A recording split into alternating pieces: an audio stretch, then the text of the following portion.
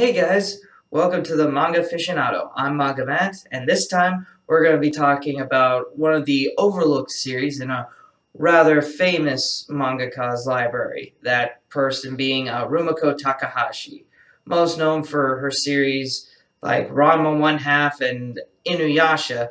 During the 80s and 90s, she put out a rather little-known horror anthology series that somehow keeps getting looked over today. I'm of course referring to Mermaid Saga.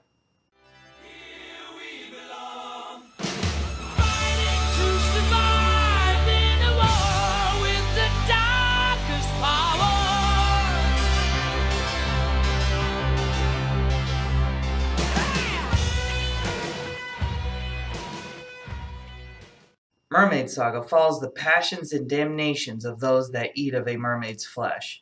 Any that partake of this rare delicacy are either granted immortality, the more likely instant and painful death, or, in some ways worse, turned into an amphibious abomination referred to as a lost soul.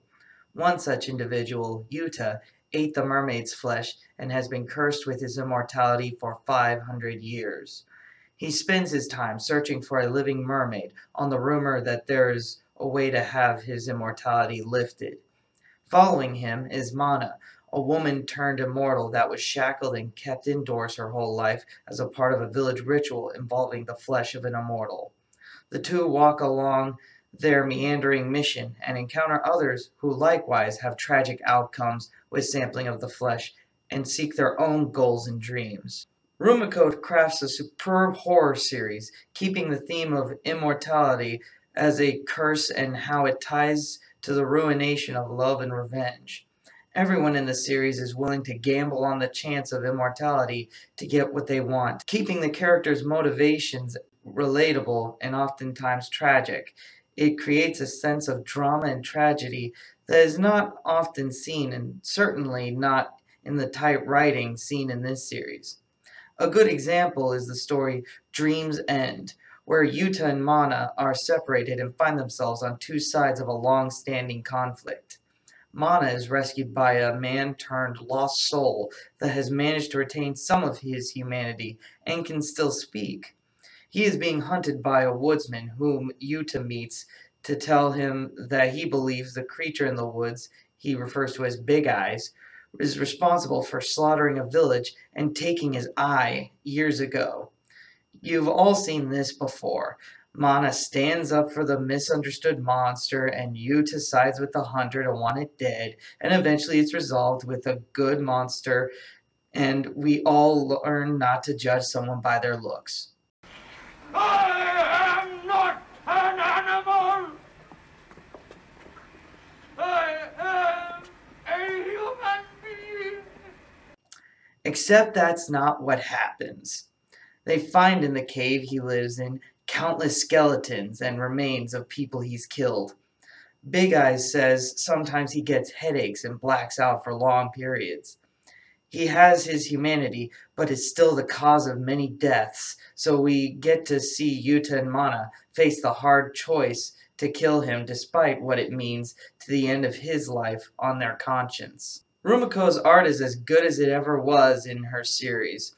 Despite 4 volumes of material being brought out over a 10-year span of time, she keeps the art style consistent throughout. If I had any complaint with it, it would be that the design for the lost souls doesn't look as menacing as they're portrayed in the series to be. They look a little goofy with their wide mouths and googly eyes. They kind of remind me of the Sleestaks from the Land of the Lost. Of course, even in her late series like Inuyasha, I never found her monster designs particularly scary. My other big nitpick with this series is how the descriptions on the back of the books and in other media surmise Yuta and Mana's relationship as lovers. In the series, they are never really given the impression that they have any romantic feelings for each other, just that they care for one another since they share the same fate. I get more of a sense that Yuta's role is one of protector and guide to Mana, who is blissfully ignorant of how things in the real world work, like walking into busy streets, having to learn the concept of money, so on. Mana cares for Yuta in the sense that he's all she's got and wants to help him on his journey. I find it more refreshing to see a Rumiko Takahashi series that doesn't have to rely on a will they won't they subplot like some other series and focuses instead on great characters and plot turns. It goes without saying that I highly recommend this series. It's a unique outlier in an otherwise very samey sort of output that Rumiko tends to have with her series that are mostly romance and comedy. And here we have not only something that's very unique and different, but is actually very good and also easy to find and pick up. The only volume really that might be a bit of trouble is volume 3 that's been kind of getting sort of pricey, but there is an earlier edition of this series that you can find online is Mermaid Scar, Mermaid Forest, and Mermaid Mask that you can find as an earlier version. Same translation, same everything. Well, that's all I've got for this time. I'm MangaMatt, and I'll check you next time on the Manga Aficionado.